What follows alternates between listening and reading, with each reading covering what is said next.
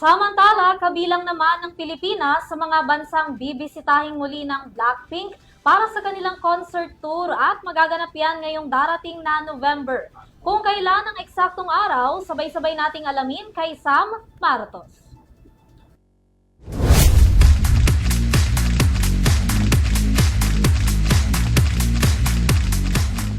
Blackpink in your area. Handa na ba ang mga blinks? Dahil muli magbabalik sa bansa ang South Korean girl group na Blackpink para sa kanilang nalalapit na deadline concert tour. Muling babalik sa bansa ang South Korean girl group na Blackpink para sa kanilang concert tour na pinamagatang Deadline. Sa kanilang social media account, inilabas na nila ang petsa at lugar na pupuntahan ng grupo.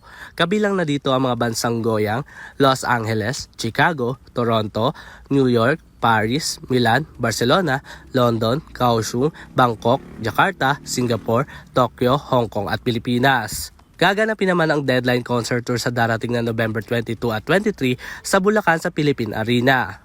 Matatandang huling nag-concert ang Blackpink noong 2023 na pinagmagatan namang Born Pink. Samantala, mabibili naman ang concert ticket nito simula June 12, ngunit wala pang inilabas kung magkano ito. At yan ang ating showbiz balita. Muli ako si Sam Martos. Balik sa inyo Mia at Vanessa.